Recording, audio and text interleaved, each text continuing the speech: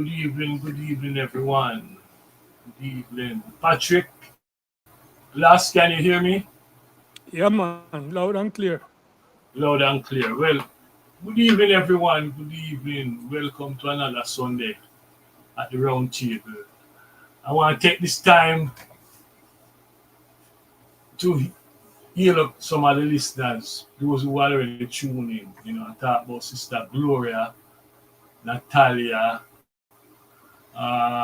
Caroline, Norman, the brother Norman, uh, James, Montague, Sandra, Elaine. Yes, these are some of the loyal listeners we have since we start this broadcast, this podcast. And we're glad because we know we have some supporters there. In fact, we have now 29 individuals, our device, I should say, listening to us. Brothers, welcome. I, I hope to have with me Ishmael, Douglas. I also hope to have some folks from Waterhouse telling us about the condition after this hurricane,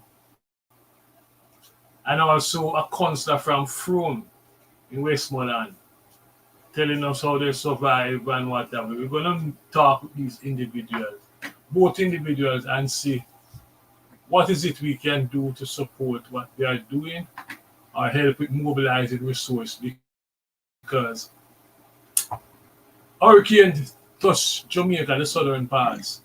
Brothers, how your family? Have you guys heard anything from your family? How they doing? My family, them good still, because, Kingston 11 kind of not so badly affected, Yeah, at yeah. least where they are, so them good. Patrick, I say no news is good news.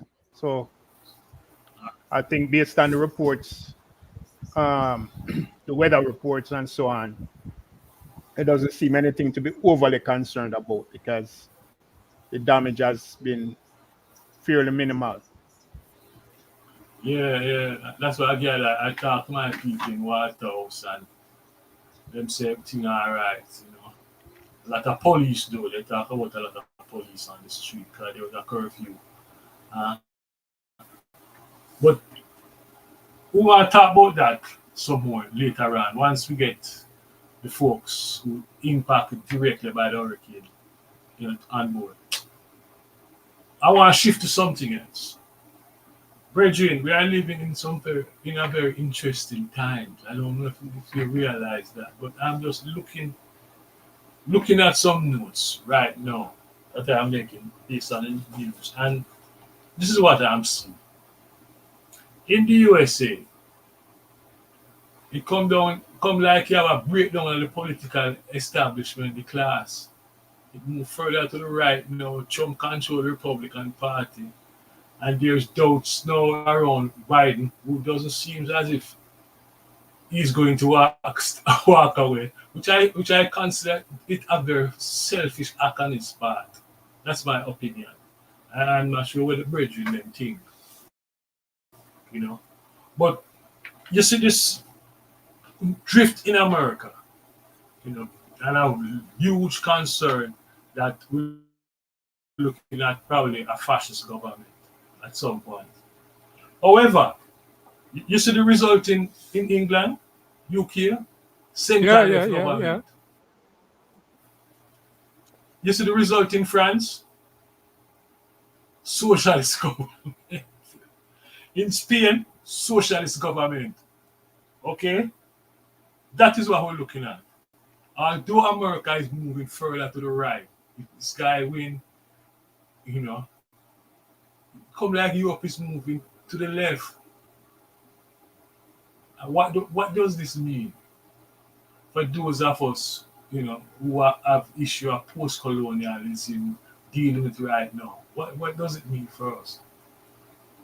Some of my friends think that they can stay in America as long as Trump is the president.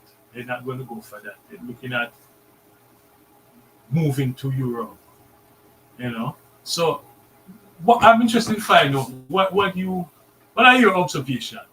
Last, Patrick, what are your observations in terms of this drift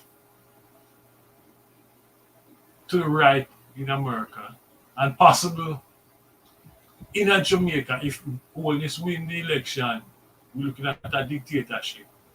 What are your take on it? Well, in terms of the what's happening in the US right now, yes, definitely. There's a shift to the right, a shift long in coming, but one which still a lot of people are yet to fully understand. Uh, a Trump government is gonna mean serious consequences, all right, for ordinary people in the US. All right, and I'm not talking about just the middle class. I'm talking about working people, and even the issue, the racial issue. Right, these are gonna be fundamental things to contend with. And well, no, you can look at it, especially against the background of the position of the Supreme Court on the immunity issue. I mean, they've given Trump carte blanche in terms of what he can do, and that is extremely dangerous.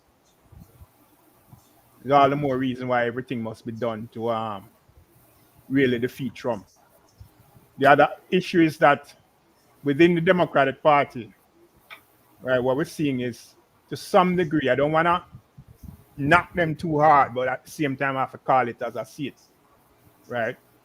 There are some conservative rights inside the DNC or the Democratic Party, which are definitely trying to push their way by advocating for the removal of Biden. Now, the removal of Biden is no more consequential than the elimination of Trump, right? And my point is that division is coming from them to some degree. Yes, there's some push from the left in terms of Biden's position on Gaza and so on. But at the same time, given our options right now, it is one where we have to rally all out to defeat Trump. Right? That is the main objective right now, not Biden's age. Last, what's your take on it? Well, the position in America right now is not really like no surprise move to the right. I mean, we have seen that trend. Well, not say a move to the right, but the right has become more outspoken and more in people's face since the rise of Trump, right? Right across North America and Europe, there is a rise in the strength of the right-wing movements politically, right? We see it in Spain, we see it in France, even England, even though the Labour Party has come back to power, there has been a trend towards more activity and more prominence at the right-wing parties politically in Europe. And the situation in America in particular, we have to be concerned about, because with Trump gaining more and more popularity and Biden's health problems. And we have to remember that Biden has not been polling significantly more than Trump in the recent polls, or in most of the polls, right? Since the whole election thing came up, it has been very, very close between them. Probably like a 2 or 3 point differences at through most of the period. So it's not like um, Biden has a substantial lead against Trump. So any kind of situation with Biden that creates doubt in the American people is detrimental to the Democratic Party losing the election. The struggle is definitely to keep Trump out of the White House, because that's not just a problem for United States. It's a problem for the entire world.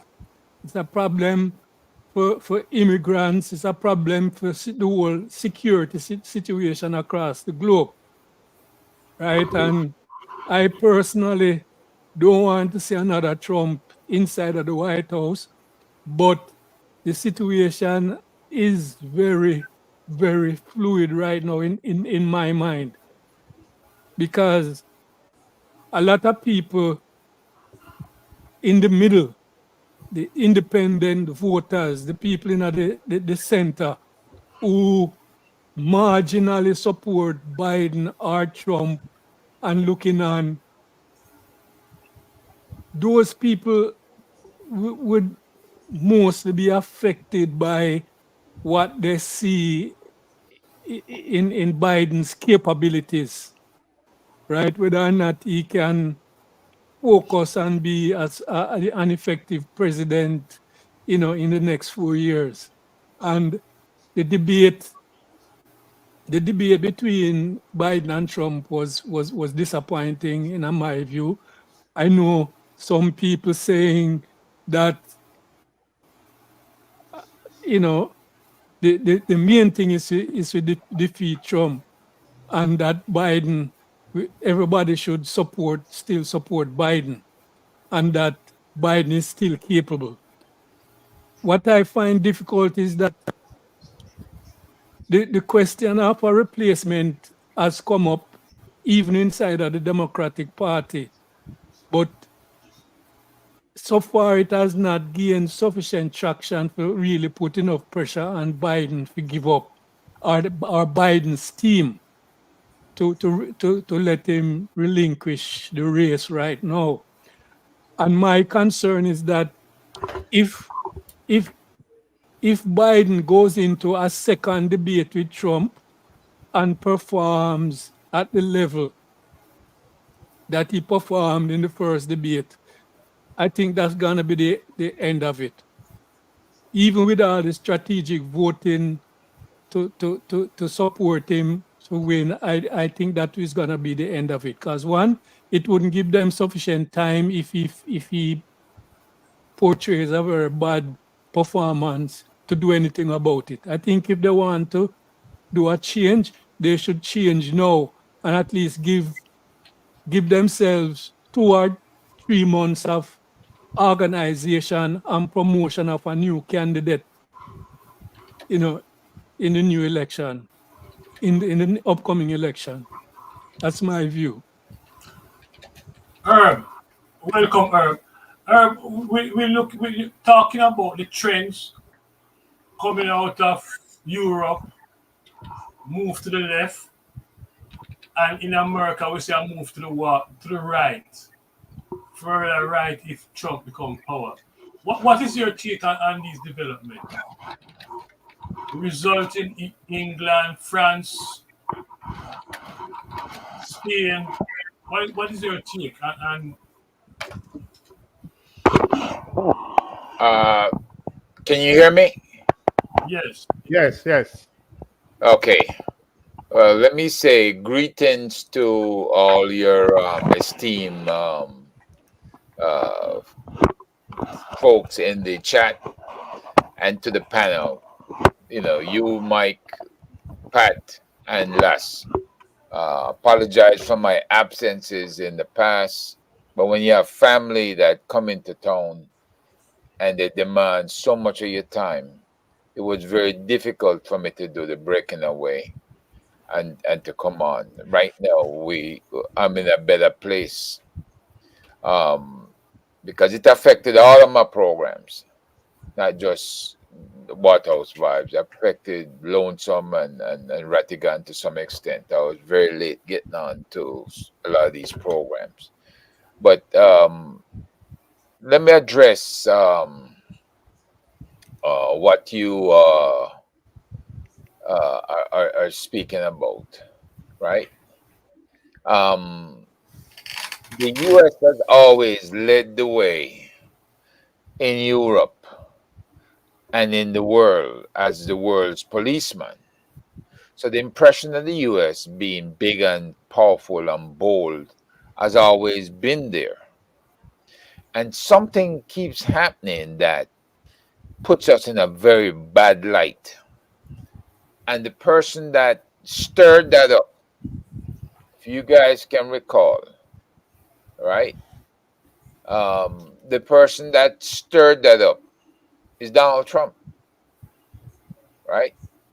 Donald Trump brought a lot of anti democratic things to the American public, right? Donald Trump did a lot of things that um, made us look in a different direction, pretty much like Barack Obama did.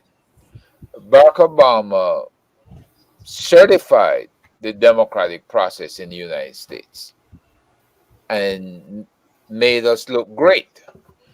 Trump, on the other hand, is decertifying, right? By saying the process makes us look like we're weak and he can get along better with the misfits and the various dictators of the world that and that NATO itself, the very power that we have projected in the world through NATO, is all wrong. That we're spending too much money on NATO. And then he turns around and he gives the biggest tax break to all the rich people, the people making 400,000 and above, because now those of us below that mark, we're paying a high amount in taxes, right? And Trump came with this um, very powerful image projecting as president. He never did anything for the people below 200,000 a year. He just spoke up and to make the U.S. Great again.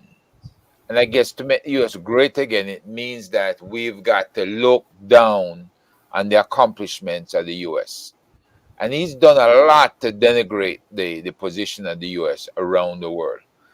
Nobody around the world wants to see him come back in, because nobody around the world intended that he come back. He is a criminal. He has been convicted of 34 counts, felonies, right? Nobody wants to see him in there. And it apparently is going to take not just New York, but convictions in the state of Georgia as well to really show him up, to really stop him in his tracks, right? Now, they're picking on Biden in a way, not to say that Biden has been good for America, but Biden has done what every president of the United States have done over the past 6 decades: stand with Israel. right? Make a demand that we support Israel. And in doing so, it made them look very bad this time because now you have almost 40,000 Israelis dead or missing. And with these dead or missing Israelis and an unconcerned Biden, right? It doesn't look good.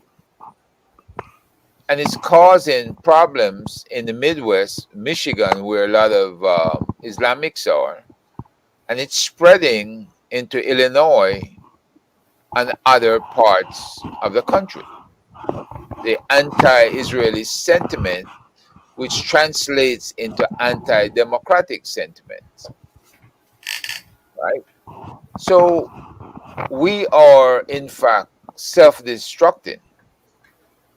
We're not, it's not that they're moving to the left or to the right.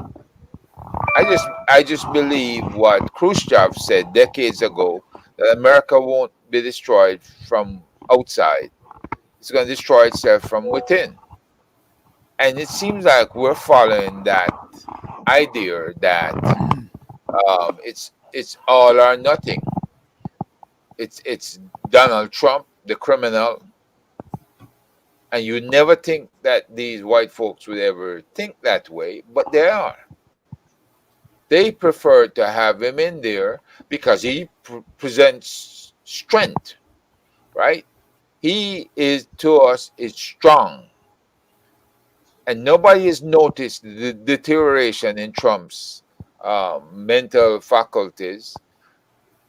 They have not noticed any of the aging deteriorations at all because they remember the Trump of 2016, 2020, how he came on strong, right?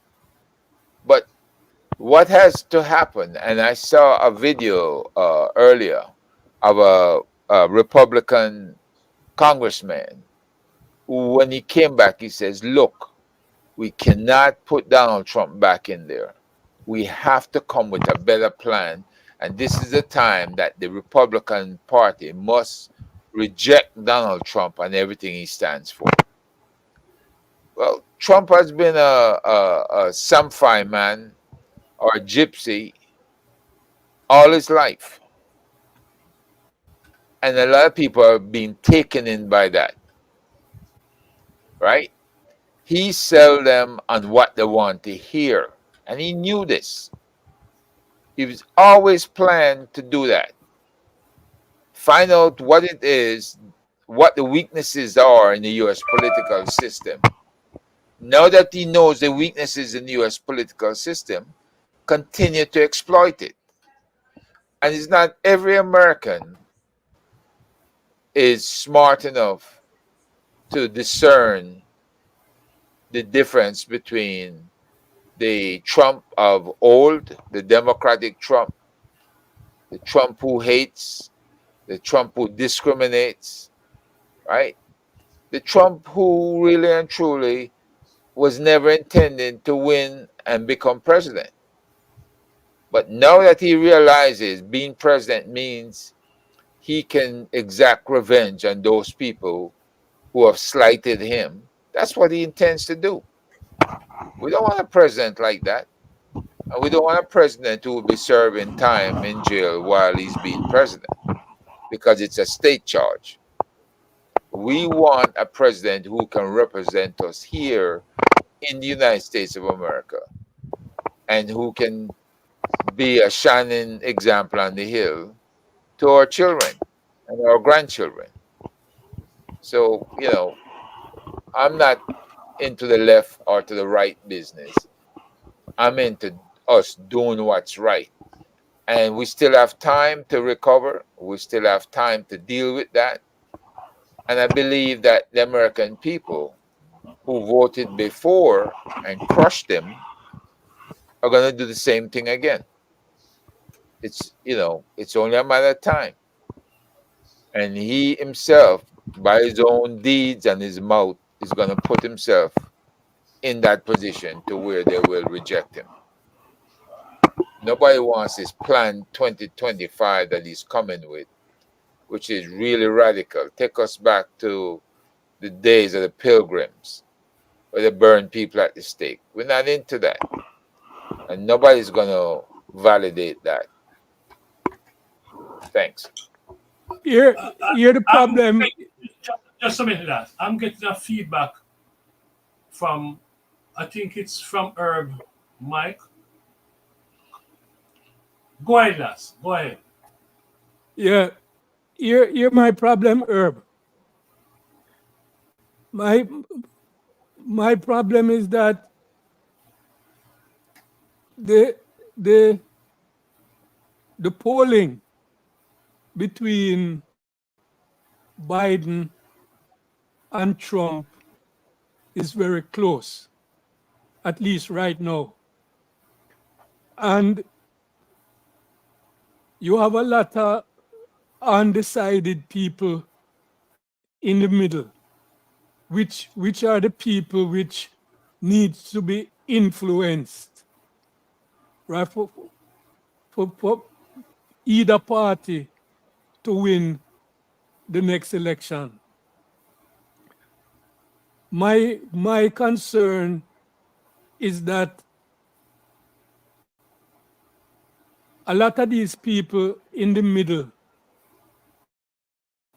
not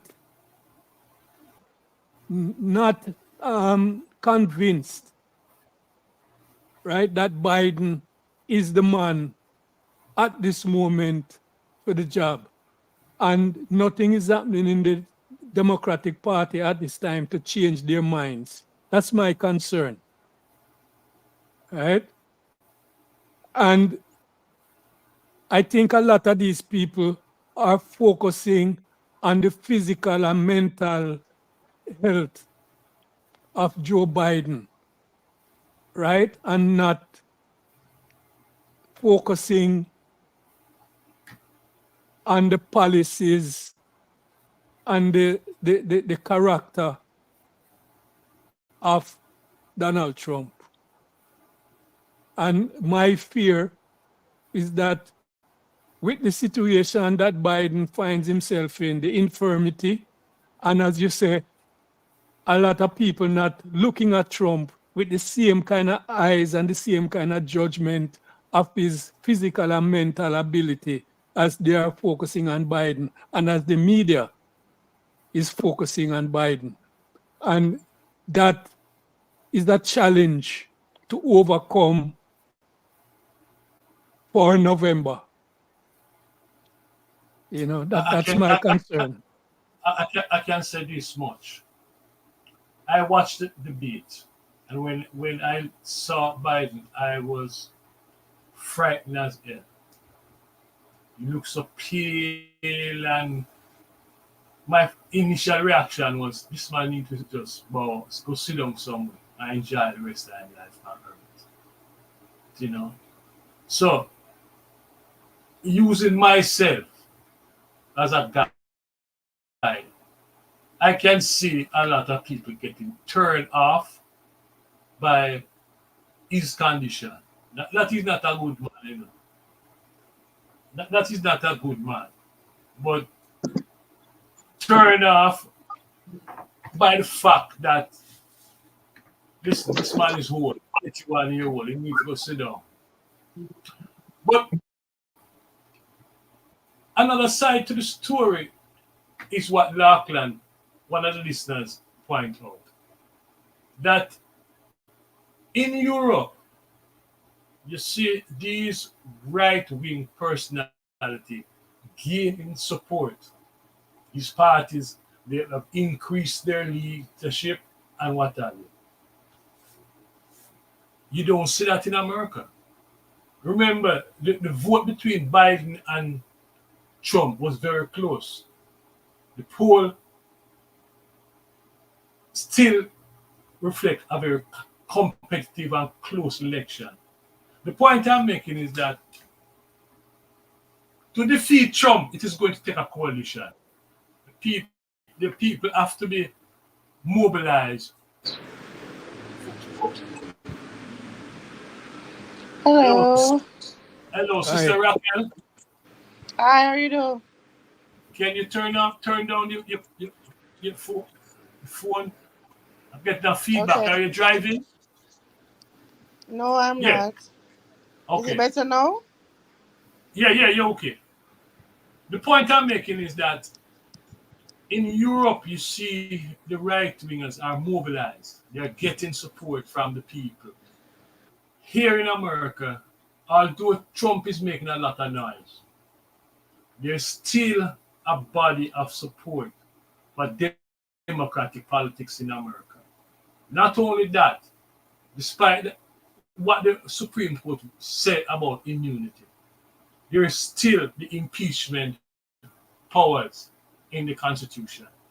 So it's like we are in a situation where Europe is moving to the left, America is showing tendency what a rightward drift. How big that support in the country, I'm not sure. But you definitely see the tendency there. Trump, for example, his election is a reflection of what the movement's like in America. So any number can play. Don't you agree? Mike, let me ask you this, Mike. Right? Have you seen the numbers that the Biden administration has produced versus numbers that Trump administration had left them, where No, you had total, okay, so you had a total failure in the employment arena because of COVID, right? And the fact that so many people died during COVID because of Trump's ignorance, right? His ignorance was pervasive throughout his entire 4 years. His ignorance caused people to die in several states, these right leaning states, as you would put it. Mute Ismail, please. Can you mute? Yeah. So with all of this that we're saying, it may give that appearance, but in reality, nobody's moving to the right. It's that the left wing is disenchanted, right? And the left wing, keep in mind, look at what happened in New York with Bowman. They vote Bowman out and vote a traditional Jewish supporter in. So right now they're splitting the left down the middle with anti-Jewish and pro-Palestinian memberships, and that needs to be settled. In the past, I hearken back to Ronald Reagan. Ronald Reagan told the Jewish leadership that wouldn't listen back then, look, I'm cutting off all of your defense grants. I'm cutting off the weapon shipments until you start to pay attention to what I'm telling you. And he did it. He didn't joke around. So I have to say kudos to Reagan and to the then Republican Party. But we don't have that kind of gutsy presidency or opposition. The Republicans, they're not willing to do that, right? all They right, keep saying, "Oh, we support Irv, Israel." we have to hold it there. This All conversation. right. Ishmael, I want to turn to you now, my brother, because we want to find out what's happening in Waterhouse. And the guest was just with us, Raquel. So, what can you say? The hurricane, Waterhouse. You want to take it from here? Give us an update. Please, good evening, everybody. Please, afternoon, rather. Please permit me because I'm having some internet issues. I have to use my cell phone. Okay. Yeah, but nevertheless, in relation to the hurricane, is that it's a massive issue, and our lack of preparations. Nevertheless, we thank God that it actually didn't directly hit us, even though we still have some damages in particular parishes and even in Waterhouse. So the guest today was to shed some light on that as it relates to her organization in which she's a part of, and for us to get a better sense of what exactly is happening in our particular space, that is the space of Waterhouse, because the organization actually, their mandate is to prepare people in relation to you know hurricane and disaster mitigation issues, and they operate within these communities. Good, she's back. It, So yeah, here is Raquel.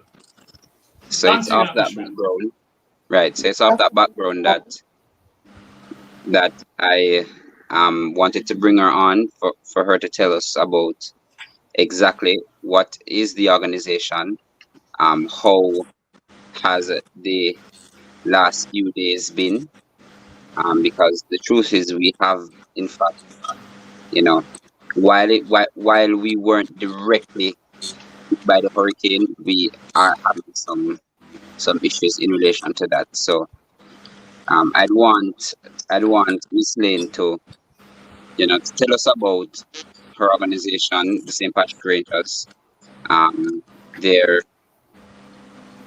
their mission, and how do they operate within these spaces, as well as the preparations that went into last week, and what is in terms of what's next for for these communities. And Okay. can you mute your mic, Ishmael? Can you Sure. mute? Yeah, go ahead, Raquel. All right. Tell us Good a little bit about afternoon. yourself and the organization. Yeah, go ahead. Okay. I am currently the project coordinator for St. Patrick Rangers. St. Patrick Rangers is a youth led community disaster group. We've been in existence for 14 years, and we were formed right after Hurricane Gustav. And we started out with the first youth committee. We actually call it the grouping Youth Emergency Action Committee in Seaview Gardens. And it was just some young volunteers that came together and starting to help their neighbors. Our mission is, serving our neighbors and assisting our neighbors Raquel, in Raquel, becoming more. Raquel, hold, Raquel, hold Yes. on a minute for me now. All right. Gentlemen, we hear a sound, a feeding sound. Yeah, the feeding sound. Can you mute your mic? So yeah, Lass, you mute. Patrick, you mute. Herb, can you mute your mic? Hold on. Ishmael. All right, go now, Raquel. Raquel, your turn. Okay. I was checking if it was my background. No, I was No, go saying ahead, that go we're currently in 13 communities. Currently in 13 volatile communities in Kingston and St. Andrew. Just to name a few, we're in Waterhouse, we're in Seaview, we're in Olympic Gardens, we're in Silverite Gardens, and Waltham Gardens. We have about 100 young persons that we train in disaster risk management skills, such as search and rescue, fire safety, first aid, just to name a few. And as Ishmael stated, we've been in existence for quite some time, and we've been assisting the communities that I just listed. We didn't get a direct hit, however, we have been participating in family disaster plans. So we've been going into the communities and meeting families and creating these plans so that they can be better prepared in the event of a hurricane, as well as we do community center plans. So, for instance, the centers in the communities, we trained the committees to activate themselves in the event of a disaster. So that's in a nutshell what we have been doing in the communities. I don't know if you have any more questions for me. Tell us about the present situation. Okay, so the current situation right now is that we're in recovery mode. We have a lot of overseas donors coming in, doing needs assessment and damage assessments. We have just completed the first round of damage assessments, and we're going to go in more so into the needs assessment. We have identified some of the needs already. The need for food, the need for construction material because we had persons who lost their roofs, their fences were down, and also we need medical supplies because a lot of elderly persons were evacuated to shelters and they weren't able to get the necessary medications that they needed. So those are some of the needs that came up. Bedding and hygiene products is also another need that we identified because of the flooding. We need to clean up and have sanitization and bleach and the necessary products that we can get back the families into normalcy. So that is what is happening currently.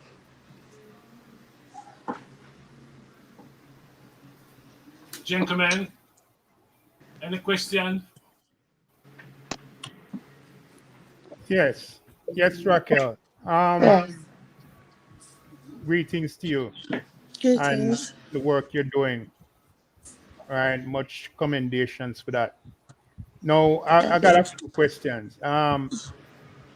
Is your organization um, organized under the national umbrella, or is it separate from whatever it is that the government does? Because my understanding is that as far as disaster preparedness, very little has been done on the government side.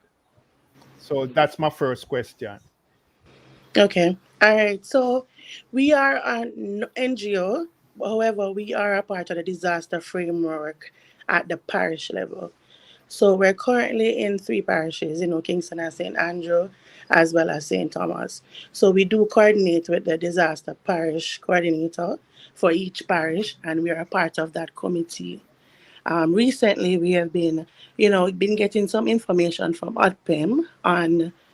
It was on Friday we went out with the members of ODPEM to conduct some needs assessment. So we are a part of the national framework, but not so much um, as as how active we are with the parishes. So then does that mean that your assistance comes through philanthropy and private donations? Yes. So thanks for asking that. And I failed to mention it. Yes, we are sponsored by the US government, USAID, BHA. And we also have, we're currently, our project is called Youth Emergency Action Committee that is sponsored. It's a regional program, and other islands such as St. Lucia, Grenada, and Dominica is a part of this grant funding. And we coordinate regionally. If we were closer to Grenada, we would be giving support like how our St. Lucians are supporting Grenada currently as I speak. But we are private funded, yes. And my third and last question is, does that mean that your work is not seasonal, but it is ongoing? It is definitely ongoing. Okay. We're currently in our third year project, and we're currently doing our own internal needs assessment because we have been approached by two donors so far who wants to assist with the recovery phase in Jamaica, and we're in the process of collecting the data to do a proposal. That one is actually due next week, Wednesday, and if and when we're successful, we'll be able to respond to some of these communities and families that have been affected. So then that means that hurricane or no hurricane, you're working. Your organization is always working. Yes, we're always working. Okay. So, Thank so you. Raquel, one question. Yes. Um, as an organization across these communities that you mentioned, um, how do you interface with the local representatives, whether political, community, or otherwise? How do you interface with them in your ongoing work throughout the year? Are you like part of some arrangements with the political representatives or the local representatives in the other churches, apart from St. Patrick's, other community bodies and organizations? Okay, thanks for that question. But first and foremost, I must say that the St. Patrick Rangers is apolitical. However, we do have committees where we have persons from different stakeholders, we call them. So we have private and governmental stakeholders. And in the communities, we do liaison with the political representative to an extent. But primarily, we work with closely with the Social Development Commission and work with the CBOs in the communities for us to interact more with the community. We have our rangers, as we call them, who are based in the community. So once they receive the training, they're in the community and they're interfacing with the communities on a one-on-one on a daily basis. And we remain in the community. We call one of our positions on our staff community promoter, and their main aim is to be in the community, know what is happening on the ground, liaison with the primary stakeholders, and keep us up to date so we can find innovative ways to come up with mitigation measures to assist the residents and the community at large. So how has been the cooperation? Do you get the kind of cooperation and support from these community organizations and the political representatives that you think you need to function like? Because your thing is not a seasonal thing, as you say, it's ongoing. So do you Yes. get the kind of support that you need from these representatives from either party or any organization that's active in these communities? I think we could get some more support. Some communities are more active than the others, I must say. When we do have our fundraising and do have our activities in some communities, yes, we will have some a member of parliament that particular comes out and represent us or be a part of us. However, we mostly operate with the CBOs, the churches. We're currently going to be launching an in-house mitigation disaster risk reduction project, and we're going to ask the CBOs to bid for the small scale project for them to come up with different ideas to mitigate issues in the community. So we do find ways to attract them and to keep them a part of the St. Patrick Rangers framework. As it relates to support from the political directorate per se, we wish we could get some more assistance, but nonetheless, we're still operational. Good. Raquel, Yes. I'm sitting here and I'm saying to myself that your mother and your uncle Zach must be proud of you. Consider that Thank we you. all started out together as organizers, and here it is, a child of one of the organizers now leading the organization. Okay, Yes. so in you, I see your mother. Yeah, and Thank Zach. you. But the question I really want to ask you is this: in terms of the needs that you have, Mm-hmm. if I want to contribute, where should I go? What sort of information? Is there an account? Is there something set up to receive these contribution from people like myself overseas? Okay. So yes, Okay. definitely. We do have an account that I could share with you, or I could share. I don't have it offhand. However, we have a social media page that would direct you straight to our donation page. It's on Instagram, St. Patrick Rangers _JA. And if you go to the page, you'll find out some more about us and what we're doing. And they will show you and outline the means and method of how you could donate to us. And we really appreciate any sort of donation that we receive from the overseas diaspora, because we have seen how successful the St. Patrick Rangers has impacted the youths within the community, not only just training them into disaster risk management skills, but it has transformed them into, well performing adults, and some persons have actually joined other forces such as the Jamaica Fire Brigade through our connections.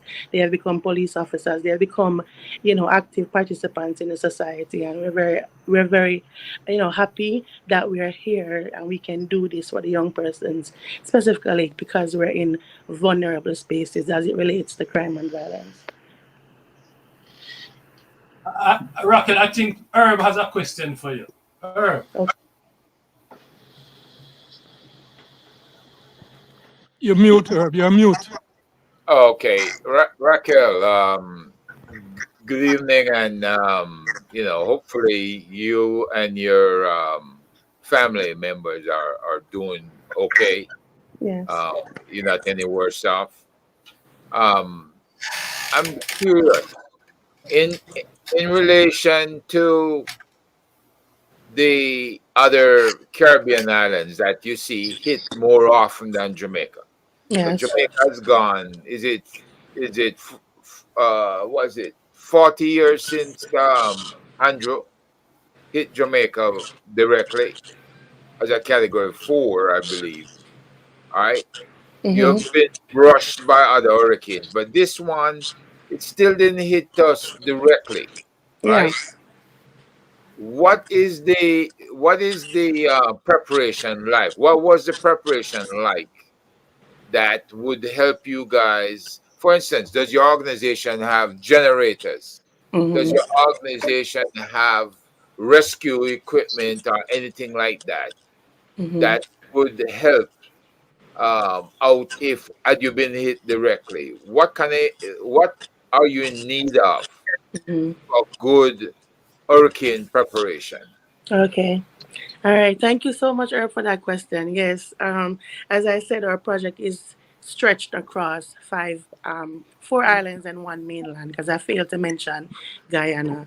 And the preparation was basically for us theoretical. We had some practical trainings done with the community, with the Jamaica Fire Brigade. But however, we are lacking, and I can say that Jamaica is lacking in relief aid in terms of rescue equipment. Generators were lacking. We have one generator as an organization, but none to supply the wide scale community at large. What we do have in our storage, we do have two warehouses. What we did supply, we had pre-positioned some items last year, such as family disaster kits that has bedding, blankets, lantern, mops, cleaning and sanitation. We call them wash items. So it includes sanitation items, shelter items, such as hygiene products that comprises of the wash. That's what we have in storage, and we're about to prepare some kits to give out to the centers, because when we went post burial on Thursdays and we visit the shelters, persons who were evacuated to the shelters had to leave the shelters prematurely because they didn't have any supplies. You had persons who were at the shelters who did not have food, and the community members who surround the shelters, for one particular shelter that I visited, had to make some corned beef and bread sandwiches to give to the persons who evacuated, and persons had to leave the shelter, which should be a safe haven, to go back home to their dilapidated structures and their unstable structures before time. So I think that we do need food, we do need rescue equipment, we do need generators, and I think that we need to vamp up some more the training and getting preparation in terms of the theory within the scope in Jamaica at large. But what I must say though, this is the first time, and I'm 36 years old, I'm not that old, but it's the first time in my lifetime I have seen Jamaicans get so prepared. They did not wait for the last minute, because all the forecasts that we were seeing and the probability that we were seeing with burial, we believed that we were going to get hit, and we didn't. But we did have some damages, especially in the central part of the country, in Manchester and St. Elizabeth and Clarendon. However, we are gracious that it wasn't as catastrophic as we had hoped. But Jamaicans were in pandemonium Tuesday into Wednesday, getting preparation, getting the foods for those who could afford it. Now, who has the responsibility for stocking the Herb, Herb, register? Herb. Hold Yeah. a minute, Herb.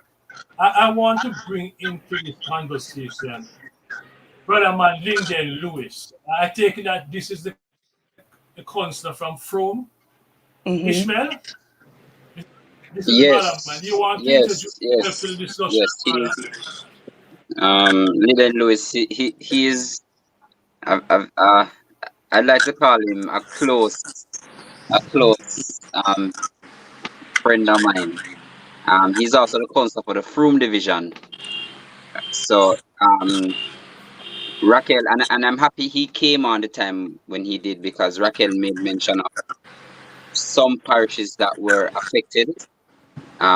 His parish is one of such that was, you know, tragically affected.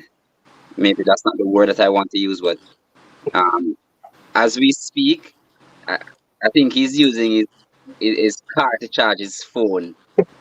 So, they don't have any cell service or the basic amenities like we do in Kingston. So I'm happy he came on the time he did. Um, and I would want him to paint a picture of what it is like between St. Elizabeth and Westmoreland, because his division borders both parishes. Thanks, Ismail. Brother Lewis, Afternoon, everyone. Afternoon, my brethren. I hope you guys hearing me. I am not only charging my phone from the car, I'm also on my mom's hotspot because my phone is a line phone and the structures are not back up because Flow is waiting on JPS to get their structures back up, and their structures are not yet halfway up. Today we got word that the town center, which is Savamar, may get back electricity this evening. But as for the other areas within the parish, we are still out of electricity. So you'll find though between Westmoreland and St. Elizabeth that we got a lot of damage. From being on the flat, and the houses down here in Westmoreland are not necessarily of concrete structure, mostly board. And you'll find that we had houses that were blown off blocks, turnover on top of it, uh, zinc roofs, all gone. We have a lot of those happening. So persons are out there crying. I guess because heading into the hurricane, they would not have anticipated the effects of, well, they would not have been prepared for the effects of losing zinc, roofs, etc. So a lot of persons are trying to build back now. The organizations, I guess, are trying their best. NIS, they went around and tried to take details as to what has happened to different persons within the different communities. But how fast they can reach to people to everyone, and we have not even heard of the aid that they're going to provide as yet. Is something that's questioning. I was on the road yesterday, and persons are asking, when they can get some help. Is there any food package that's existing? And we have to be trying to console them. Well, but in terms of not a lot of flooding, but a lot of wind. So we find that a lot of trees fell in houses. Those are the ones I'm even more concerned about because some are brand new structures that we're trying to build, and the trees just fell in their houses. So they have to be relocating somewhere in the shelter. But the shelter closes down after a few days after the hurricane. They go back home to just see their houses either flat or are gone. And again, it's not mostly concrete. So the outside of their zincs and lots, the siding, the sidings for the board all gone. So that's something I'm contending with, especially within my division, because we're on the flat, so most of the stuff are easily blown over. Most of the houses, that is. So I have that dilemma dealing with. Outside of that, there are the electrical wires that they're trying to fit up. The APS is on the road. They have hired private contractors to assist them in putting some of these structures back up. But what has happened is that the main plant that houses, I guess that every that is the parish itself gets its electrical base, I'm not sure what to refer it as, has been damaged. So they have to be spending time to fix the main area before they. So even though there are contractors out on the road trying to fix the light posts that have been broken down, they are unable to reconnect electricity until they have corrected what has happened at the main center, the JPS plant. So that's something that's affecting us also. And again, we're out of internet also because Flow is relying on GPS to get back up so they can also get their structures back in place. So we have those issues continuing now. So almost heading into a week, we're still out of electricity. So persons' food is being spoiled. I saw my mom yesterday throw away a whole deep freeze of chicken. Well, not really throw away the well, try to cook it and give it to probably neighbors because there's no way to store it. Generators, not much persons have generators. I'm not sure if you saw in the Observer, one gentleman in Frome, through his solar energy, is offering um, persons the option to come and charge their phones, electronic devices um, for them because a lot of persons don't have access to that type of equipment. And in terms of the communities, another struggle that I realize they also face is with the power saw. Not persons, they're charging like $5,000 sorry per hour to be cutting these trees for different persons. So like again, most trees fell in the houses, so they have to be paying persons to um to power saw these trees out of their house, or to get some form of assistance, which is again another struggle for residents who probably didn't anticipate or prepared financially to deal with these issues. Herb, you were asking Raquel a question. Can you direct the question to Brother Linden, Louis? The same questions. You asked Raquel two questions. Can you direct them at this brother? You're mute, Herb. Yeah, Raquel was really a follow-up question, but what I can ask Brother Linden is, to what degree is, as an area representative, are you satisfied that the Caribbean as well as the local Jamaica disaster preparedness groups prepared you for the hurricane? Because it seems to me, if it glanced at the bottom of Jamaica, that we were lucky, but had it hit you,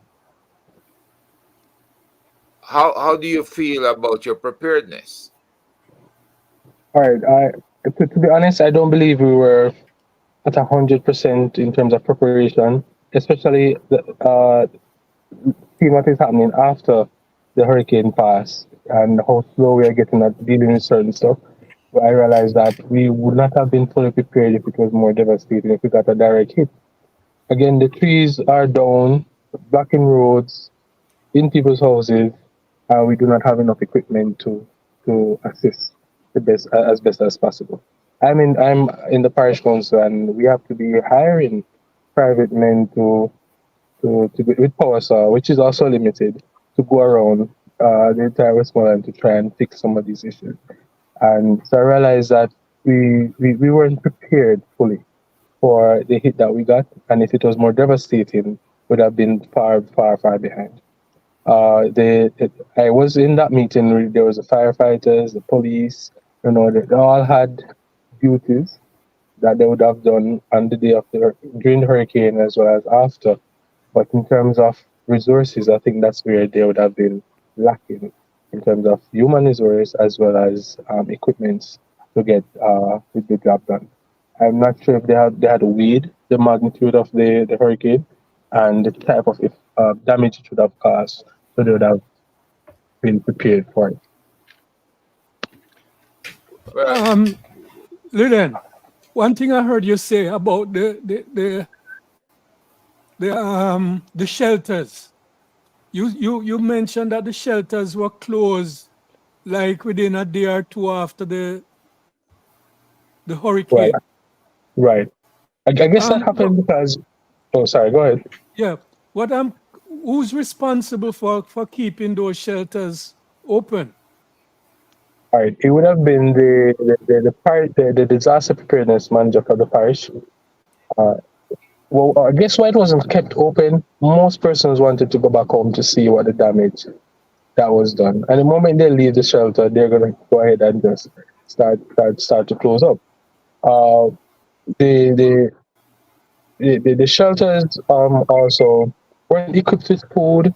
There was no food there. So if it had lasted longer and persons would have been there for 3 or 4 days, there'd have been no food for them to eat.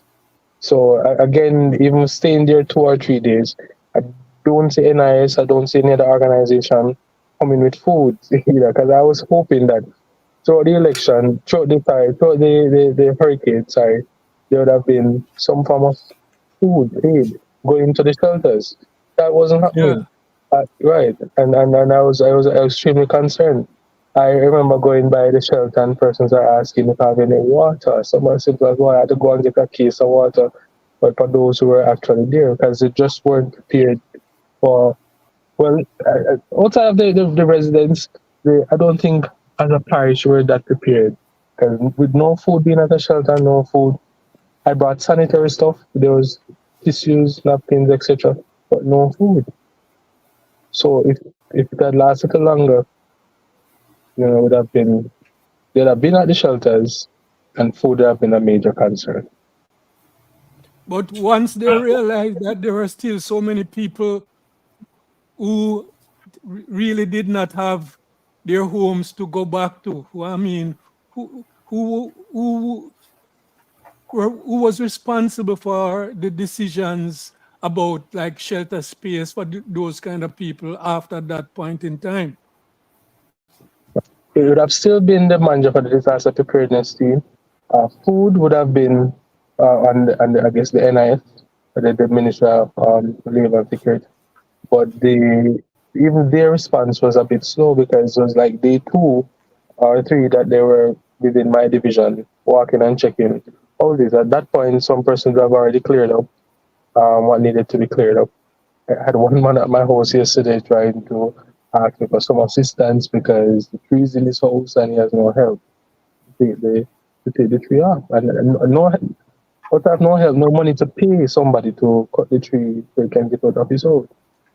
To at least start preparing.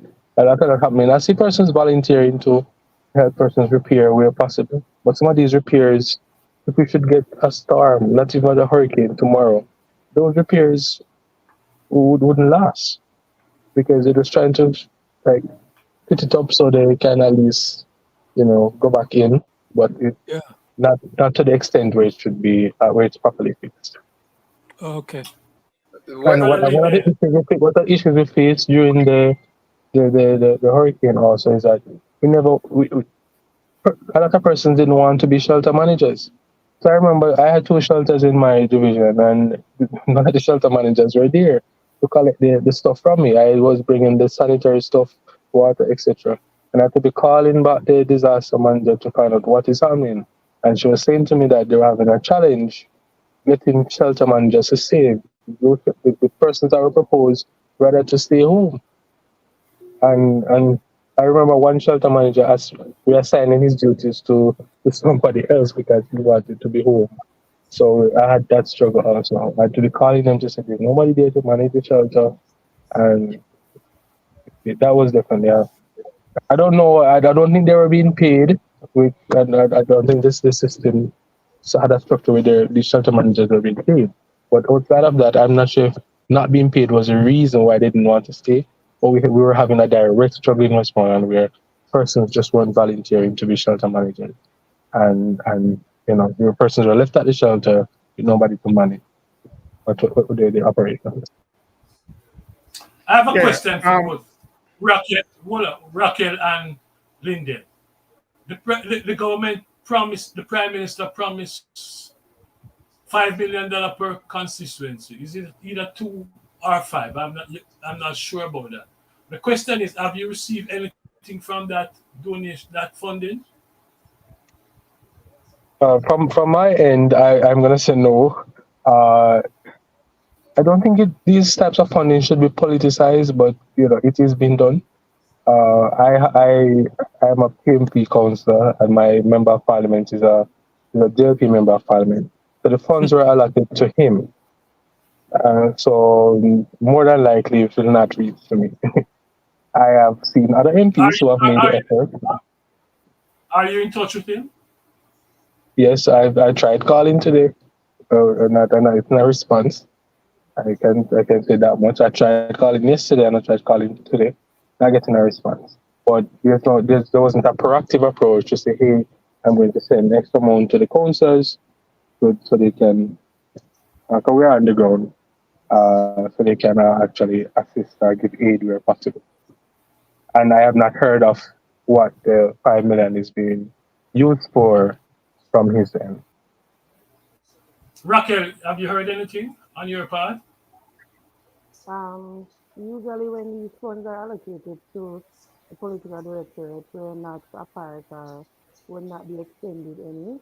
However, on a personal note, from my level, I know there are some communities that the member of parliament have been visiting and doing their necessary reconnaissance and their own assessment. And plans are being made to do some things. I can speak specifically about the Waterhouse community because that's where I live. And the member of parliament was in the space as close to as Thursday and Friday. He was actually here this morning at church at Maranatha, and he has made some pronouncement of what he will be doing with the funds, especially with the persons on the Gully Bank, the Sandy Gully, that's the largest Yeah. gully in Jamaica, and saved several lives right across Kingston and St. Andrew. But there's some breakaway that happened from the earthquake, and he is pleading to the Prime Minister for some additional resources because persons on the bank, literally, their homes are about to fall into the gully. So he's making some movement in that regard, and him and the party leader, I guess Mark Golin, will be in the community tomorrow around 1 o'clock, visiting the Okay, affected areas and the residents of Waterhouse. good. Linden, if we Yeah. want to donate to you, how can we do that? If people want to donate, do you have something set up that can receive these donations? Yes, we do. We do have our divisional fund account where we can accept funds in that regard. If the items are already in Jamaica, if it's items, then we can definitely make arrangements to pick up where necessary.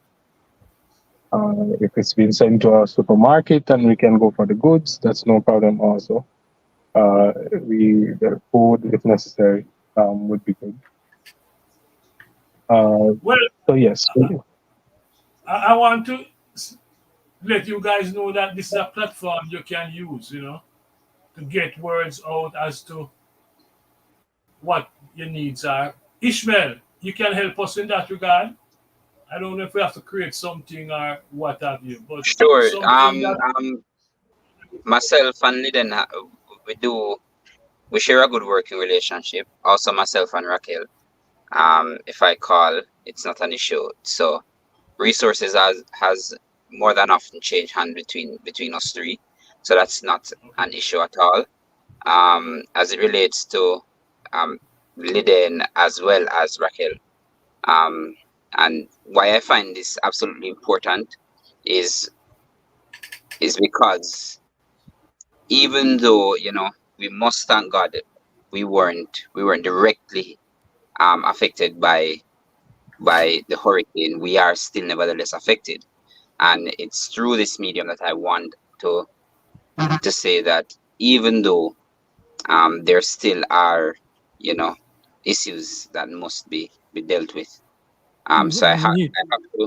I have to express my appreciation to both of them for coming on for us to get a sense of exactly what it is, because there is this narrative that we were in fact prepared. We were preparing, but we weren't fully prepared for as it relates to as, as it relates to the St. Patrick Rangers. I was in fact a part of. I don't know if I still am Raquel. I don't know. But yeah, I was, and I know the work that they do, especially in the Waterhouse community. I know the work because I was a part of it, and I would have been beneficiary for many of their training sessions as well as their resources. So I do see the work, but while much is happening, much is left to be done. As well as for Liden, I know the Froome division, so I understand his plight.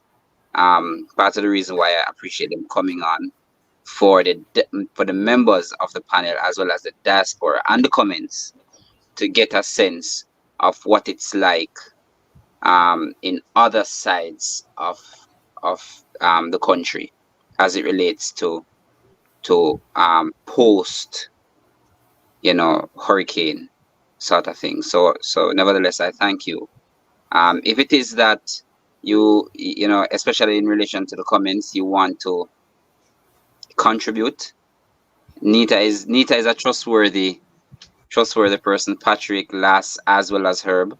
It can be done that way to Liden, as well as to Raquel and her organization. But I want everybody to know that there is in fact a space set up, which is the Waterhouse Vibes Diaspora News Center on WhatsApp. So you just type in Waterhouse Vibes Diaspora News Center, and you can in fact reach them that way directly. So yeah, I know they have a lot to do, especially Liden. I don't want him talk to and him phone dead. Right. And Raquel did make mention that she has an engagement and she asked for 20 minutes and it's well over. So nevertheless, I thank them for coming on and sharing, and the work continues. So thank you guys. I have a question or two. Yes. Well, to both Eden and Raquel, can you tell us a little more about what the structure of organization is with regards to the disaster preparedness? Because I'm getting a sense that that's where a lot of things are falling short in terms of the management, how it is being managed. All right. And in answering that, can you speak to as well if the participants are just volunteers or they are paid participants? Okay, from my end, so let me say that the participants are volunteers. Don't investment. I'm not sure if the core of the organization is made up of firefighters, the police, the disaster preparedness team, the parish council, and other stakeholders within the parish. They try to seek volunteers to operate like the shelters and to be out on the road.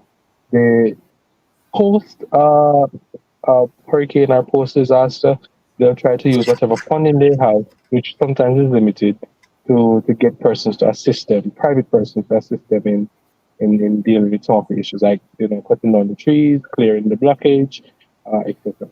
But well, personally, for me, heading into the election, I was allotted 200,000 to clean drains, which for me was so was not enough. To clean your own drain. Right. was not enough. I said I'm in Chrome. The cabaret runs right through. 200,000 can clean a community drain. 200,000. That is what I was allotted, and it definitely could not reach anywhere. The cabaret runs right through my division. I'm on the plains of Georges Plain, so everything. It just wasn't enough. And I was glad when there was not enough so much rain that came, because if the rains had come, it would have been a bigger disaster because the drains were not cleaned. So and I can say that right across the parish that the drains were not clean. And Liden, if you can speak to this, I understand in terms of the actual activity, but on the management side of it, right? That's where it begins. Right. So do you have like a committee which meets regularly and so on and so on? That is what I want to find out from you. All right. So there is a committee at the parish council level, the disaster prepared. the disaster team meets every first Tuesday of every month. So they should be in that meeting. We discuss any form of disaster, whether it be hurricane, earthquakes, etc., and what preparations needed to be made. Leading up to this hurricane, there's only two meetings that I can recall happening. One emergency, and the one for second Tuesday, which was the day before the hurricane. So leading up to the hurricane, I can recall having one meeting, one emergency meeting, and then the meeting before the hurricane. The team itself, they have a WhatsApp group where they try to discuss any issues that may arise. But there's a disaster manager for the parish who takes lead in getting all the stakeholders together to in preparation for this event. I can recall in that emergency meeting that some things were just not in place fully heading into the hurricane. But How about you, Linden, Raquel? Well, for me, as I mentioned before, my organization is an NGO. However, we work actively with the parish council of Kingston and St. Andrew. So there is a parish disaster committee that is chaired by the PGC, the parish disaster coordinator, and we sit on that committee. And as Linda stated, members of the JFB, Fire Brigade, JDF, JCF, as well as Red Cross, and different other NGOs, Poor Relief, and we meet once per month, and a representative from my organization, my general manager, if he's not present, I will attend, and we will attend the meeting, and we kind of understand our framework in terms of what we can do and what we cannot do, because there are certain things that we can do as an organization, but we can do it under the umbrella of the parish council. So that is our structure, but of course, the national ODPM, the NEOC office was active. And we were getting different directions, and from them, the prime minister went and visited the system to see how it was operating, and we could hear live updates of the different relief agencies. As it relates to our volunteers, we're primarily a volunteer organization. However, we do a lot of philanthropy, as was mentioned earlier. So how we can find ways to give a little stipend here or there, scholarships to our volunteers, we would do that. But it's primarily volunteerism.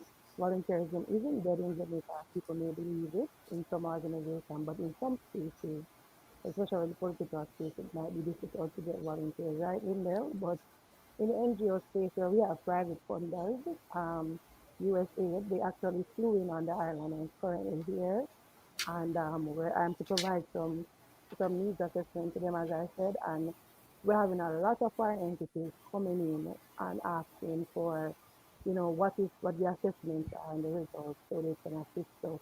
And I think one of the major areas they want to assist us is in our preparation, because we're just at the beginning of the hurricane season, and it is said to be will be one of the active hurricane seasons. So we have to get prepared and do much better in the event something else comes our way. this question mainly to Linden, because he's at the parish council level. I understand that the structure of the disaster preparedness at the parish council level is mainly based or supported by volunteers. Do you think that that kind of system is working, or do you believe that some of those key functions like shelter managers and some other people in the disaster preparedness at the parish council level should be paid workers and like have a permanent position to keep the system running more effectively? I totally agree. One of the things that well, it's my first time within the council. I'm just 4 months in. Yeah. I'm a brand new council, and when I realized that on the day of the hurricane, I had to be transporting the stuff to the shelters, and I was like, there should have been somebody in place to transport the sanitary materials, water if necessary, etc., to the shelters. When I was called to say I was the person that has a responsibility to take it there. I was appalled. But I said, okay, no, it's I have to volunteer. I have to go. I left my home, went and brought the goods there, flashlights, everything that had to be transported in my vehicle to the different shelters. And some councils had more than two. I had only two. Some councils had five shelters, and they had the responsibility of having to come and transport the stuff to the shelters. So I definitely believe that they should have paid persons with the responsibility for doing these tasks if a hurricane or any other disaster should come. Listen, Counselor, hold a second, Mike. I'm Right. looking at the overall plan for the Caribbean with SEDIMA, and it says JDPC collaborates with SEDIMA to enhance Jamaica's disaster preparedness. SEDIMA provides logistical coordination, capacity building, and regional assistance. Now, what capacity building have you seen in your area, especially when you have to be transporting the logistical items that JDPC has the responsibility to transport to those recovery centers? I mean, it doesn't make any sense because if you had a lot of rain and wind prior to a week prior to the arrival of a hurricane, you would be hampered in making deliveries, right?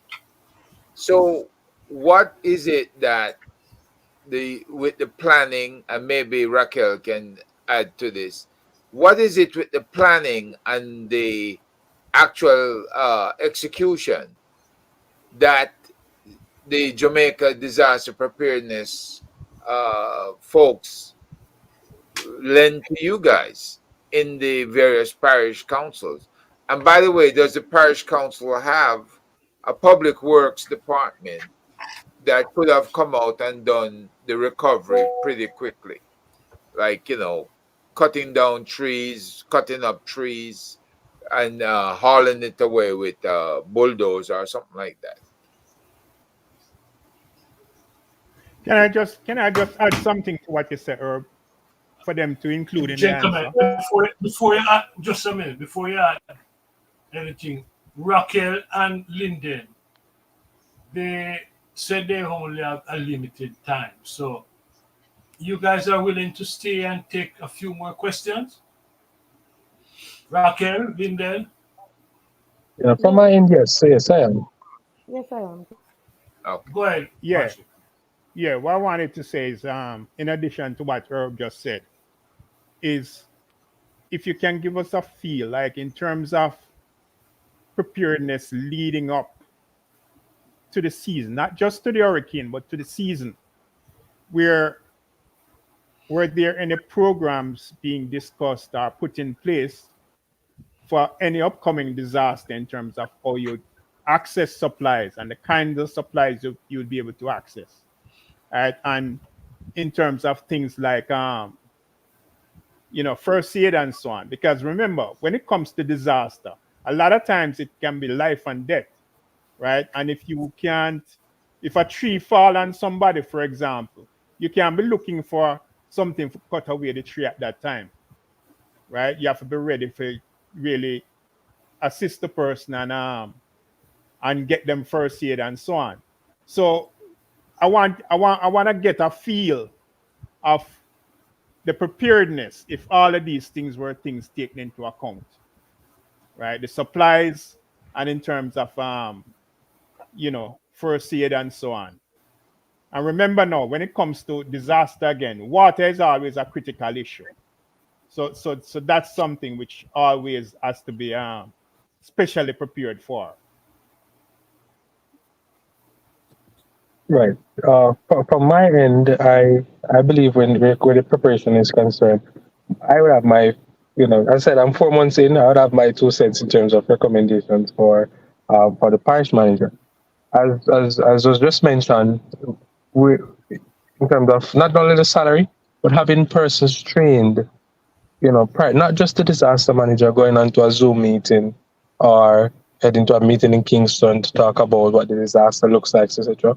There needs to be a team that within each parish that they can that we have shelter managers, we have those persons that we're going to expect from NWA to which works they just mentioned, the firefighter. We should have these persons on ready. I don't think, in terms of the magnitude of the disaster that came, that we were prepared for it. We may have had the firefighters in place or so, but not for the magnitude of damage that would have been done. The hospital is still without electricity, and we are 3 days old, and the hospital is burning on the generator. In terms of the flow is still out, so any form of communication is lacking. So we have to take these things into consideration heading into a disaster season. That these are critical areas. The hospitals, police stations, persons need to communicate with them. So there has to be some preparation just in case these systems go out. That we have people that are within these communities, they are taking information like a response team. You know, After the hurricane blew, there's no response. There's no response team. Normally if the person's going around, well, in the movies and shows, in their orange or the blue, or somebody you can identify within the community areas that you can go to, because you need a firefighter to come now, or there was none of that. It was sole reliance on making a phone call when the phone is not working, or somebody driving down to the police station, or to the firefighter to say, hey, I have damage up here, can you come? Which not everybody's mobile. So those type of issues, in the future, we need to see how best we can rectify them. Within each community area, you need to have a response team active throughout and after the season.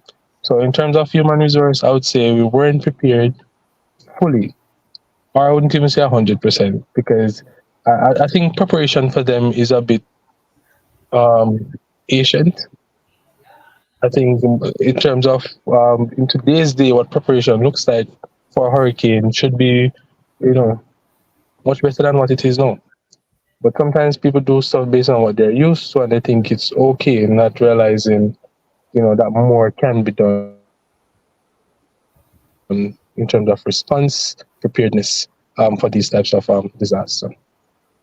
And that includes getting persons on board, training them, keeping them engaged at all times. As soon as the season is about to come up, you engage everybody who's going to be shelter managers, who's going to be respond in the communities as response teams. Some communities are so rural that um, it would have been a challenge for them to leave from where they are to get to the town center to find a, um, a police or a firefighter or somebody to come and assist. Without the cell phones, there would have been no form of communication. So as a counselor, I have to be driving around to find everybody to see, if everything is all right, and try to send in a report to say, hey, this has happened up here or there. And if the road was blocked, I can't pass.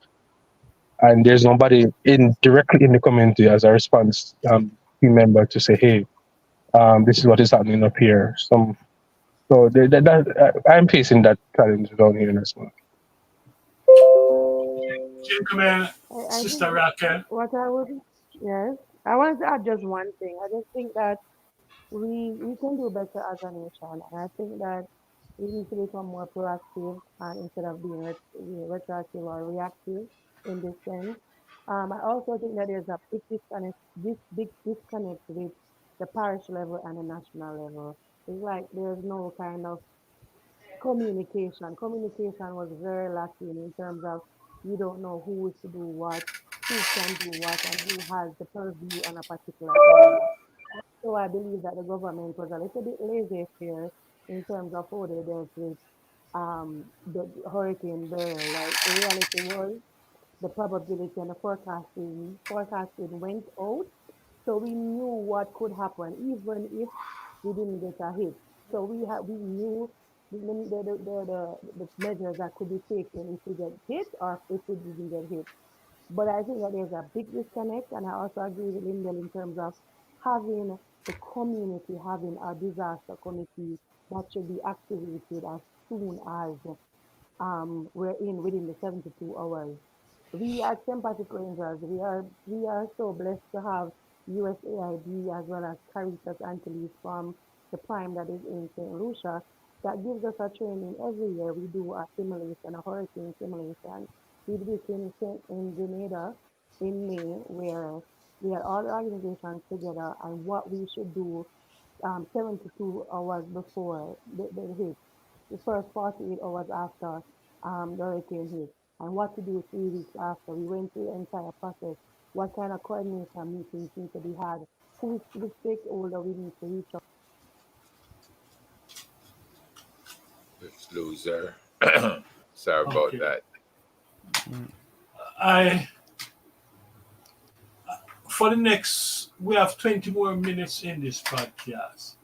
And I would like to use that 20 minutes to ask Linden and Raquel, are is there a concern on your part? Let me back up. In 1988, when Gilbert hit,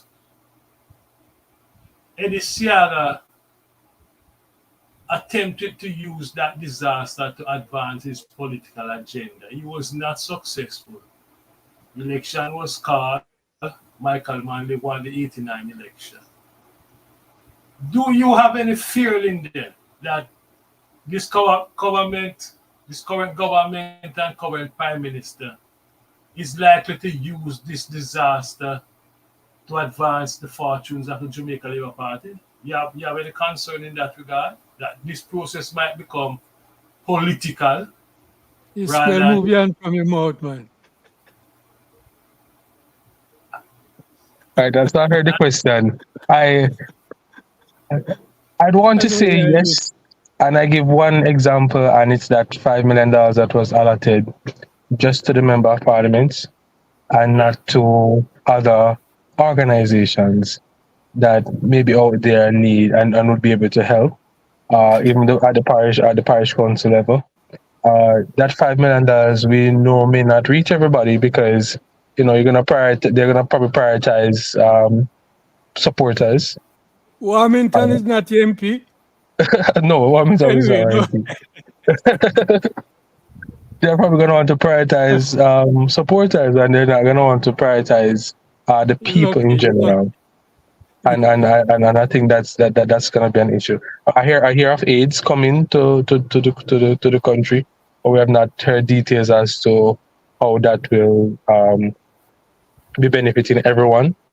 So I think in terms of their allotments, it should not just be to member of parliaments, but to organizations probably like Raquel's organization and those NGOs that are out there also trying to provide aid through the churches if necessary. But it was just directed to the member of parliaments, which they hold 49 of 63 seats. So And, Yeah. and this prime and this prime minister, is going to do what is necessary for him to stay in office. You know that. that's correct. That's correct. What about the others? Any question? More question for Linden, Ishmael, Herb, Patrick? You know, Any I, more I questions? was going to say that the task force today we had a meeting, and it was disclosed that we are organizing to send supplies down um, to the NCU, the Caribbean University. I believe that's in Mandeville. Um, we Northern figure, Caribbean. yeah. So if we've sent it to the center of the country, we figure the distribution will be more even because it's not coming into Kingston where it might be entrapped there. It's coming into the center of the country. And then they can make distribution from the NCU out to the west or to the east, because that is the central, that's Middlesex. That's the central part of Jamaica. Were you in relation to that, Mr. Lewis? Asking my feedback as it relates to that plan. Where are No, you in terms of geography geography. from Okay, I'm to the west. I'm to the west. To the from west. Northern Caribbean? I'm to the far west, Negril, Westmoreland. That's at that Okay, so end. you're out in the far western regions. Right. Okay, well, keep that in mind, and if you keep in touch with the show, then we can definitely tell you when our supplies get there. All All right. right. No problem. No problem. As far as I know 4 million US dollars was granted to the Caribbean by the UN, which is not nearly enough.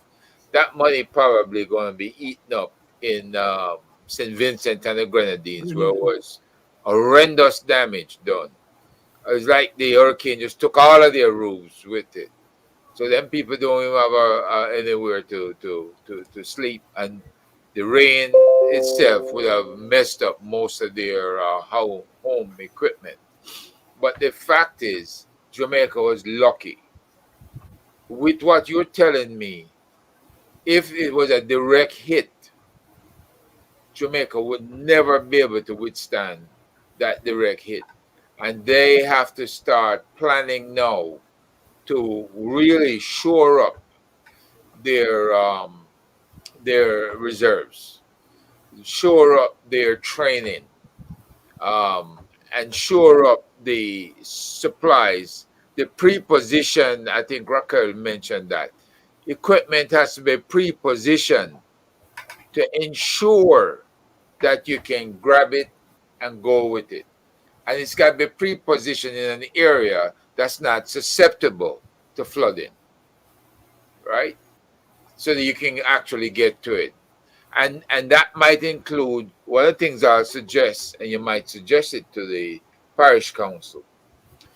Ask the U.S. Embassy about the surplus amphibian equipment that might be in Virginia, like at Fort Eustis in Virginia, is where the military's the majority amphibian equipment is there. And there's also amphibian equipment in Louisiana from the time you had the really bad hurricane there. Most of the equipment was pre-positioned in Louisiana, which is close to Jamaica, to get it down to Jamaica if they had to. But you really need amphibian equipment, and that depends solely on the JDF to come out. Amphibian equipment is those. It's like a boat, but it has wheels on it. It can go over land and can go into the ocean, into the rivers, right? So and it carries. It's a massive vehicle that carries a certain amount of logistical supplies on board, and that is what I think is needed in all three counties of Jamaica: Cornwall, Middlesex, and in Surrey. Surrey would be like out in St. Thomas, Cornwall like out in Negril area where you are, and the Middlesex around Mandeville. But you need things like that that gives you flexibility, right? Also, you're gonna need to know who your engineers are, because those engineers in emergencies, when it comes to live down wiring, or it may come to being able to rig enough power to get things done, you're gonna need those generators, the big generators. They cost about 10,000 US dollars, but you probably could ask for um, donations from various suppliers here in the US, in Canada, or in the UK, right? You need these kind of things because when you lack power, very little can move.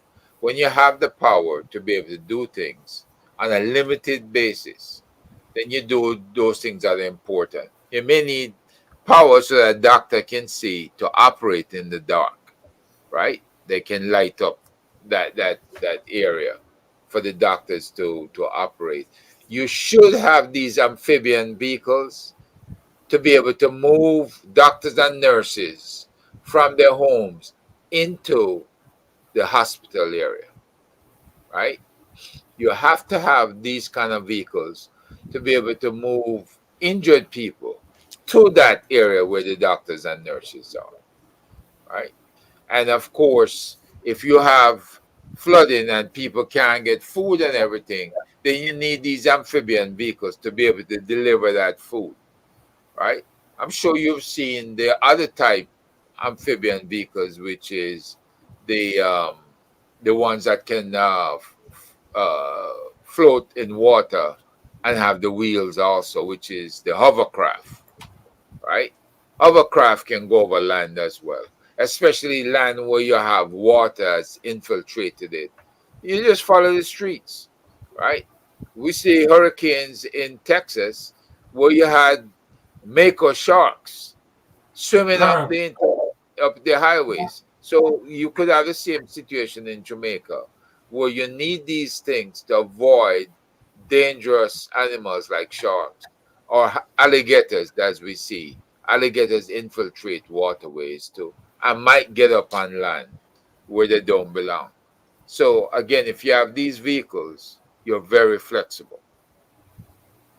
I think gentlemen, with those vehicle sizes, though, that would be more of an ju- overkill for Jamaica. ju- Huh?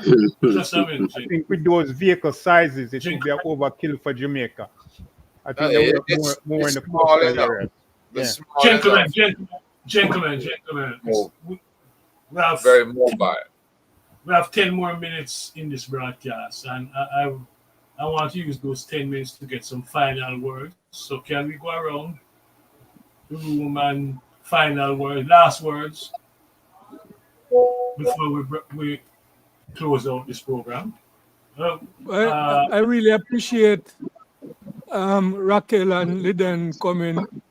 It really shed some light on what they're doing, and also spread some light on the structure and the preparation levels and the kind of organizations that exist in the communities in terms of disaster preparedness.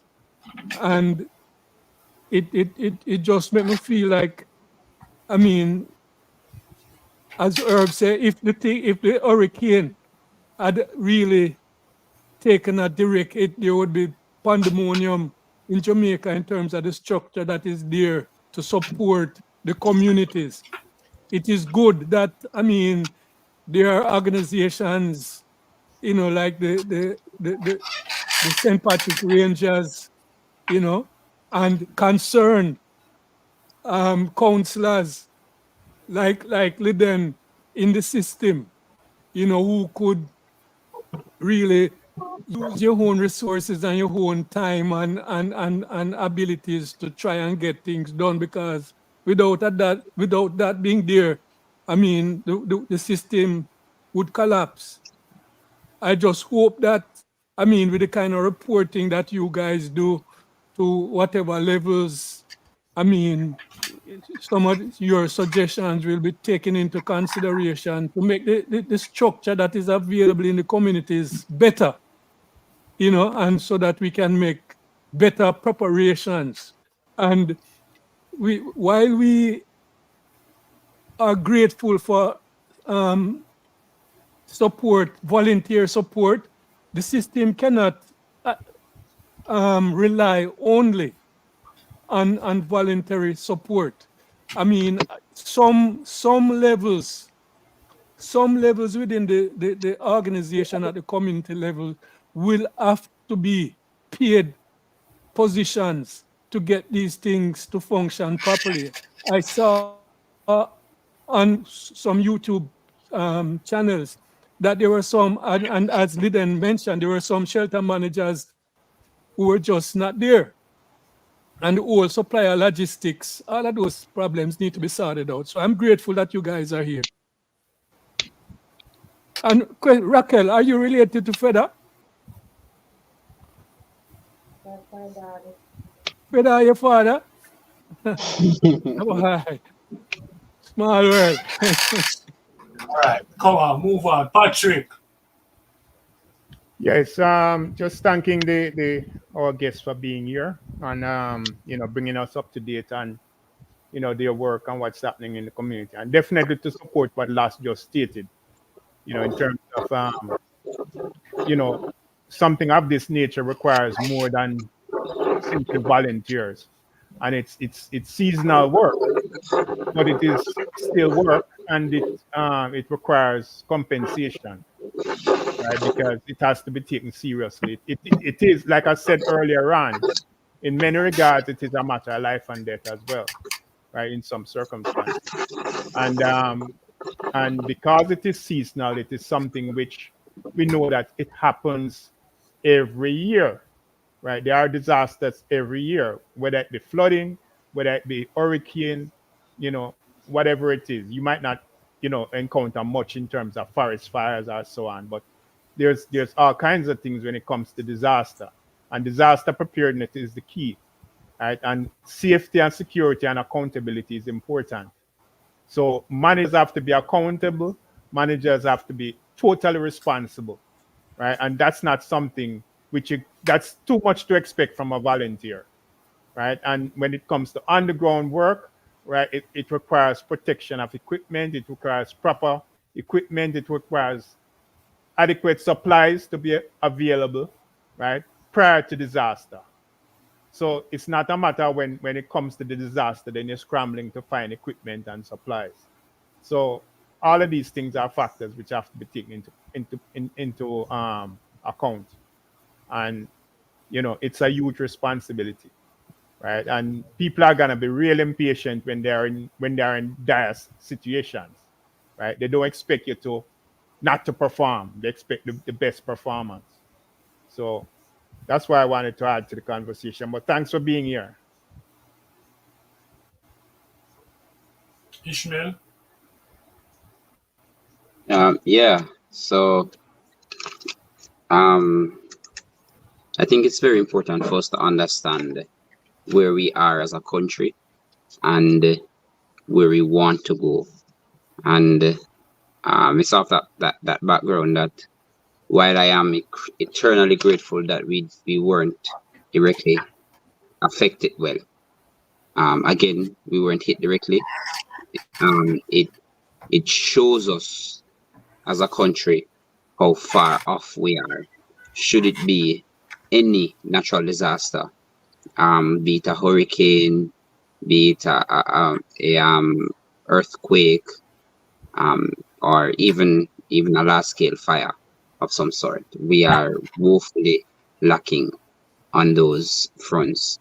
And just to give you an example, um, Kingston and St. Andrew wasn't as affected, but down at the waterfront, there is in fact a yacht that has capsized in the harbor, and it's still there to show you um, how how our preparedness was, inadequate, sort of thing.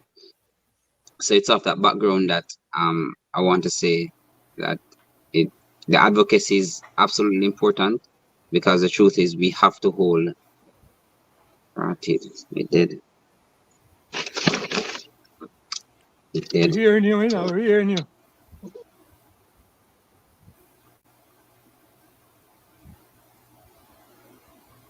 I think his phone or something. But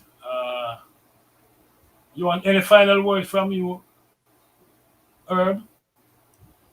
Yeah, well, it's been a pleasure speaking to both of you, and unfortunately, we can't move supplies and assistance, in the monies and stuff like that fast enough to get it there, because that's another part. The recovery is one of the most important aspects. I think Raquel and Linda and you both know this.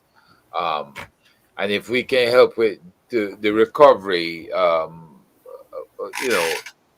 we just need to ensure that Jamaicans are the first line of defense. where your Jamaican private sector people can open their hearts and open their wallets and give you, if you have a plan, Raquel, a recovery plan, then it should start with your private sector, right? Because they want to get their people back to work as quickly as possible. And then after that, your public service people should also be on the front lines, because they're the ones that gonna do the road work and all these other works, clearing and everything else. So if you don't have sufficient um, chainsaws, if you don't have sufficient, it doesn't have to be a bulldozer. It can be a small size uh, piece of equipment that actually packs out warehouses and stuff, where you can pack a lot of the cut up tree limbs or even a whole size tree onto it and move it out of the way. Because from what I was seeing on TVJ, CVM, and other clips, there was just so many trees down in the roadway, nothing was moving. And if you have these, even the small equipment, the lifters and stuff that you use in warehouses, that could have gotten up under those trees and actually push it, shoved it out of the way until you can get it cut up and then move it in smaller pieces. But again, it's a matter of determining now what equipment you need to pre-position and to store that will help you in an actual hit from a category 4, right? And keep in mind, the people that work as first responders have families too. So they're going to hesitate and take care of their families before they come run take care of somebody else, right? So you can't blame them, you know. So again, good luck, and we keep praying that things will work itself out. Thanks. Linden, Raquel, you have anything you want to say before we close out? No, thank you for the opportunity to be on. I really appreciate the dialogue. Not hearing you so well. Are you hearing me better now? No, it's still a little low. Oh, Nothing now. No, nothing. Hello? Yes. Yes, hearing you. You're hearing me now? Okay.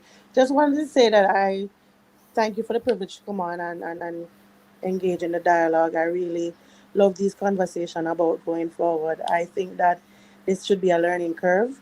We would have identified our limitations and see the areas that we need improvement on. And as we all been saying, we're very gracious to the Almighty that we did not get a direct hit. However, we should look at this and start to have the necessary coordinating meeting and planning meeting to put things in place so that in the event something else comes, we'll be more prepared, as well as engaging other parties into the framework. As it relates to my organization as an NGO, there are other NGOs and other relief or disaster resilience agencies in Jamaica. We're always seeking out partnership and collaborations, whether it's through a beach cleanup, whether it's through a minor mitigation project or activity, whatever we can do in the interim. Don't wait until hurricane season, but let's be more proactive in getting things done. And whatever small project, however small, you can come on board. We have the capacity, we have the young persons who we are training, and we will continue to train as we are looking forward to branch out into other parishes to get more rangers, as we call them, and have the rangers name become a staple name in the household of Jamaicans. These are young persons between the ages of 14 to 25. We don't limit because you're as young as you feel. So if you want to be a ranger, over whatever age you can be a ranger, and we will train you with different skills, or projects give us the capacity to train at least 25% each cycle phase in first aid, search and rescue, even more, so that we can continue to build a more resilient Jamaica, one youth at a time. So just thank you again. Big up, big up. Brother Linden, Yes, I want to also express my thanks for actually being on this platform, just to voice, what has been happening post Greenland post Hurricane Beryl, and just listening to everybody and the feedback they've been giving. It was a learning curve for me also. I have learned a lot and can take back to my organization to see how best we can improve on our preparedness for these types of disasters. I want to also thank Ishmael in his absence for also providing this avenue. Definitely knowing that diaspora and other organizations are on board. The NGO is something I'm interested in, so maybe we can dialogue after Mark to see how, from my end and from my, neck of the woods, you can, have a team down here just to see him, assist him. So definitely want to say thanks again for this platform and avenue. So just hearing us out and, seeing what feedback and assistance can be given. Thanks again. Yeah, man. Thank you. We thank you, bro. Thank you. I want to thank both of you, Lyndon and Raquel. Raquel, this is your platform. This is about Yeah, man. Waterhouse. So we expect you to be a frequent visitor here, telling us, But I was not bridging. I'm a co-worker, yeah, just telling us what is going on, right, Raquel? Okay. Gentlemen, I want to thank you all for a very informative discussion. I hope the listeners learned something, and I want us to go out on a song that is going to become a theme song for this platform. Okay? Here it is.